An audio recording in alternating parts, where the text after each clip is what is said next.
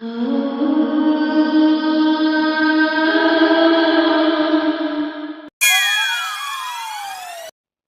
গত চ্যাপ্টারে দেখেছিলাম লিন এসে পেজনে লিখে বলে, ঠিক বলেছেন, সর্বোপরি সোনার খনি একটি গুরুত্বপূর্ণ জাতীয় সম্পদ, কিন্তু এই ক্ষেত্রে আমার সত্যি কোনো যোগাযোগ নেই। তাই পেজরেলি আমি আপনাকে একটু কষ্ট দিতে চাই, কারণ এসব পরিচয় করিয়ে দেওয়ার জন্য আমাকে আপনাকেই কষ্ট দিতে হচ্ছে। এরপর পেজরেলি হেসে লিনকে বলে, আমি সত্যি তোমাকে ভুল বুঝিনি, এ বিষয়ে তুমি সম্পূর্ণ নিশ্চিন্ত থাকতে পারো। এই দায়িত্ব আমি নিজেই আমার দক্ষতায় সব সামলে নেব। এই সপ্তাহের শুরুতে আমরা জিয়াং সিটি পৌরসভা বিল্ডিংয়ে দেখি আজ এখানে আয়োজিত হতে চলেছে এক গুরুত্বপূর্ণ উচ্চ পর্যায়ের বৈঠক, যার মূল আলোচ্য বিষয় স্বর্ণখনি। এই লোকটি লিনকে বলে, মিস্টার লিন, শোনা যাচ্ছে সোনার খনি আবিষ্কারের আগে আপনার কোম্পানি একের পর এক লোকসানে জড়াচ্ছিল। এটা কি কাকতালীয় নাকি এর পিছনে অন্য কোনো কারণ আছে? আর এই লোকটা হলো পৌরসভা কার্যালয়ের পরিচালক ঝাং। এরপর লিন পরিচালক ঝাংকে বলে, পরিচালক ঝাংকে বিবেচনার জন্য আন্তরিকভাবে ধন্যবাদ। জিয়াং শহরের উন্নয়নে যদি আমার প্রতিষ্ঠান সামান্যতম অবদান রাখতে পারে, তবে কিছু আর্থিক ক্ষতিও আমাদের কাছে সার্থক বলেই বিবেচিত হবে। তো এই লোকটি লিনকে বলে, উন্নয়নমুখী দৃষ্টিভঙ্গি ও দায়বদ্ধতার জন্য মিস্টার লিন নিঃসন্দেহে উচ্চ মানের সততা ও পেশাগত নৈতিকতার পরিচয় দিয়েছেন। মিস্টার লিন শুধু একজন ব্যবসায়ী নন, তিনি উচ্চ সততা ও নীতির এক দৃঢ় প্রতীক। এরপর পরিচালক ঝাং বলে, যেহেতু সবকিছু এখন স্পষ্ট, বর্তমান প্রেক্ষাপটে বিষয়টি খোলাখুলিভাবে আলোচনার সময় এসেছে। চলুন সরাসরি কথায় আসা যাক। প্রশাসন স্বর্ণখনি উন্নয়ন প্রকল্প গ্রহণের পরিকল্পনা করছে এবং আমরা জানতে চাই মিস্টার লিন, এ বিষয়ে আপনার কৌশলগত দৃষ্টিভঙ্গি ও মতামত আমাদের জন্য গুরুত্বপূর্ণ। তখন লিন সবাইকে বলে, আমি সংক্ষেপে আমার কৌশলগত দৃষ্টিভঙ্গি আপনাদের ব্যাখ্যা করতে চাই। আমার বিশ্বাস আপনারা সবাই ভালোভাবে বুঝতে পারবেন। স্বর্ণখনি উন্নয়ন কেবল খনিজ উত্তোলনের মাধ্যমে সীমাবদ্ধ থাকা উচিত নয়, বরং এটি একটি সম্মানিত ও বহুমাত্রিক উন্নয়ন প্রক্রিয়া হওয়া প্রয়োজন। স্বর্ণখনিকে কেন্দ্র করে আপস্ট্রিম ও ডাউনস্ট্রিম শিল্পগুলোকে সংযুক্ত করে একটি শক্তিশালী ইন্ডাস্ট্রিয়াল ইকোসিস্টেম অর্থাৎ একটি আইপি ম্যাট্রিক্স গড়ে তোলা যেতে পারে।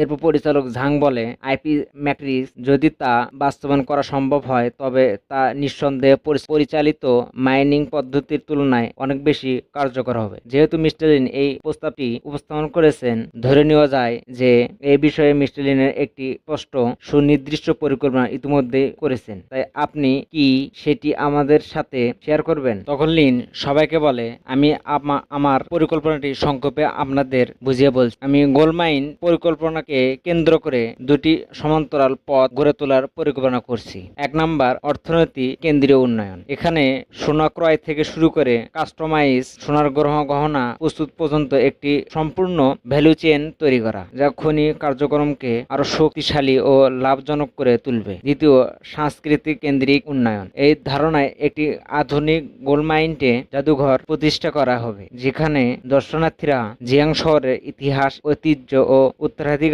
সম্পর্কে গভীর ধারণা লাভ করতে পারবে। এর পাশাপাশি আমরা 3টি স্বতন্ত্র সাংস্কৃতিক পর্যটন আঞ্চলিক গড়ে তুলব, যেমন Jiang city panorama, Jiang city beauties, Jiang city কর্নিকলাস। এই অঞ্চলগুলোতে জিয়াং শহরের স্থানীয় সংস্কৃতি, ঐতিহাসিক এবং ঐতিহ্যবাহী জীবনধারণের নানা দিক তুলে ধরা হবে। এই দুই পথকে একত্রিত করলে এটি শুধু অর্থনৈতিক বৃদ্ধি করবে না, বরং আন্তর্জাতিক পর্যটকের আকর্ষণ করবে এবং জিয়াং শহরের সাংস্কৃতিক পরিস্থিতিকে বিশ্বমঞ্চে প্রতিষ্ঠা করবে। শুধু পরিকল্পনাতেই সীমাবদ্ধ থাকতে চাই না, আমি এই প্রকল্পে উন্নয়ন কার্যক্রমে সরাসরি নেতৃত্ব দিতে প্রস্তুত। অর্থায়নের বিষয়টি আমরা পরবর্তী ধাপে কাঠামোবদ্ধ ভাবে নির্ধারণ করতে পারি এবং সবচেয়ে গুরুত্বপূর্ণ বিষয় হলো এই প্রকল্প থেকে অর্জিত আমার ব্যক্তিগত মুনাফা সম্পূর্ণ অংশ আমি জনকল্যাণমূলক কাজে বিনিয়োগ করার প্রতিশ্রুতি দিচ্ছি। তখন সবাই লিনের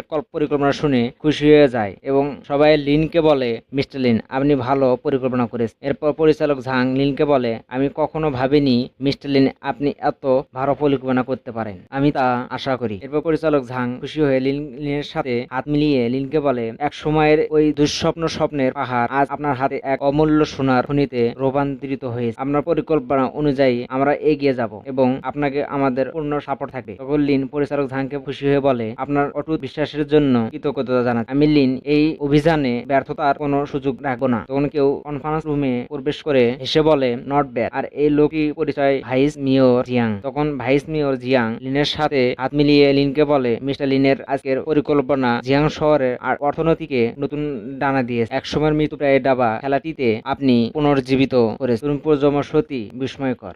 এরপর লিন বলে, আজকের এই সাফল্যের পিছনে একমাত্র কারণ আপনাদের সেই অমূল্য বিশ্বাস, যিনি আমাকে সুযোগ দিয়েছেন নিজের সামর্থ্যকে প্রমাণ করার জন্য। তখন ভাইস মেয়র জিয়াং পরিচালক ঝাংকে বলে, আমি জানতে পেরেছি যে জিয়াং সিটির চেম্বার অব কমার্সের প্রেসিডেন্ট সম্প্রতি অবসর নিয়েছেন, বিষয়টি কি সত্যি? তখন পরিচালক ঝাং ভাইস মেয়রকে বলে, হ্যাঁ, তবে এখনো কোনো উত্তরসূরি আনুষ্ঠানিকভাবে নির্বাচন হয়নি। তখন ভাইস মেয়র জিয়াং বলে, ওহ আইসি, আমি এখানে এক অসাধারণ প্রতিভার সম্ভাবনা দেখতে পাচ্ছি। কি বলেন কমরেড লিন, আপনি কি এই দায়িত্ব নিতে আগ্রহী? এরপর লিন একটু ভয় পেয়ে হেসে ভাইস মেয়রকে বলে, আপনার উদার মনের জন্য ধন্যবাদ, তবে আমি মনে করি অন্য কোনো বিষয় আলোচনার আগে সোনার খনিটির উন্নয়ন সম্পূর্ণ করে বাস্তব ফলাফল প্রদর্শন করা বেশি গুরুত্বপূর্ণ। মেয়র জিয়াং লিনকে খুশি হয়ে বলে, সাবাস ইয়াংম্যান, তুমি অসাধারণ, সত্যি প্রশংসনীয়। এরপর সিনস্পিরিট হয় পরের দিন ব্যানার পর্বতের নির্মাণ স্থলে। লিন আর কুইনমো দূরে দাঁড়িয়ে কাজ দেখছিল। তখন লিন কুইনমোকে বলে, তুমি একটা কাজ করো, এই প্রকল্প বাস্তবায়নের সাথে যেসব গ্রামবাসীকে এখান থেকে সরানো হবে তাদের জন্য একটি সুসংগঠিত ও পর্যাপ্ত খাবার, পোশাক এবং থাকার জায়গা এসব আগে থেকেই ব্যবস্থা করে রেখে দেবে, যাতে তাদের জীবনযাত্রার ধারাবাহিকতা ও নিরাপত্তা নিশ্চিত করা যায়। এর উদ্দেশ্য তারা যেন ক্ষতিগ্রস্ত না হয়, নতুন জায়গায় গিয়ে স্বাভাবিকভাবে জীবন শুরু করতে পারে। তখন কুইনমো লিনকে বলে, আমি বুঝতে পেরেছি, আপনি চিন্তা করবেন না, আমি সব ব্যবস্থা করে দেব।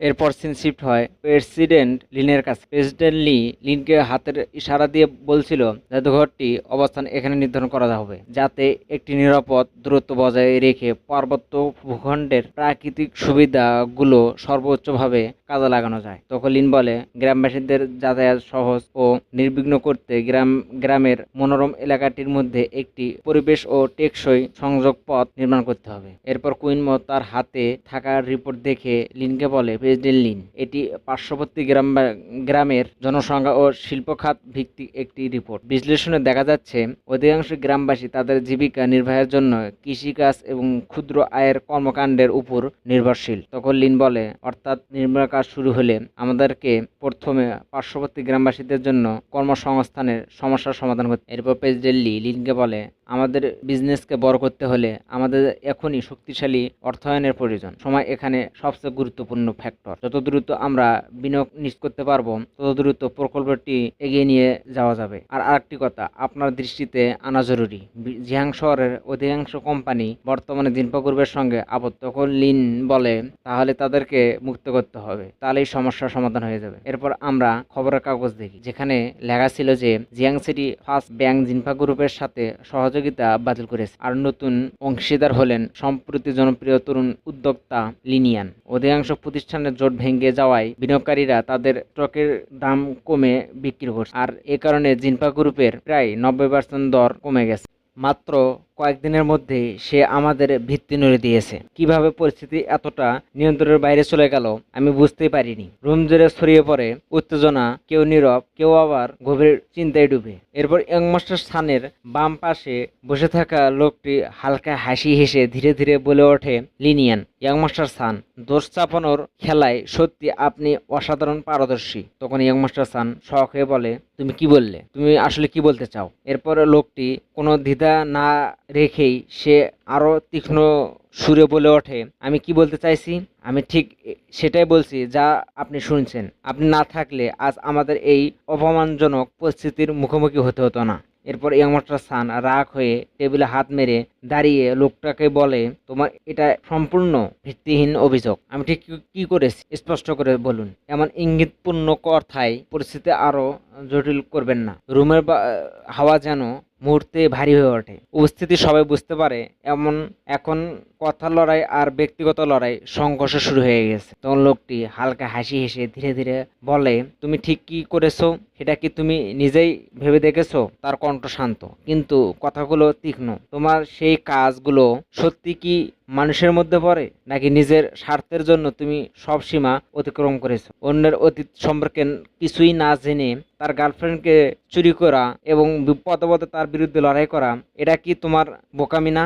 এখন সরকার তাকে সমর্থন করছে আর জিনফা গ্রুপের শেয়ার একদম দাম কমে তলানিতে এসে ঠেকেছে। এসব কিছুর জন্য তুমি দায়ী। এরপর ইয়াং মাস্টার সান রাগ হয়ে টেবিলে হাত মেরে বলে, তুই একদম চুপ কর। এরপর গার্ডদের ডেকে বলে, এই লোকটাকে এখান থেকে লাত্তি মেরে বের করে দাও। তখন লোকটি যেতে যেতে বলতে থাকে, ইয়াং মাস্টার সান, এসব তোমার জন্য হয়েছে। তুমি এসব বোকামি না করলে আজ এই দিনটা দেখতে হতো না। এসব তোমার কারণেই হয়েছে। তখন ইয়াং মাস্টার সান রাগ হয়ে মনে মনে বলতে থাকে, লিনিয়ান, যদি আমি এই প্রতিশোধ না নেই তবে আমি মানুষ নই। গাইস, আজ এখানেই শেষ। ভিডিও ভালো লাগলে অবশ্যই চ্যানেলটিকে সাবস্ক্রাইব করবেন।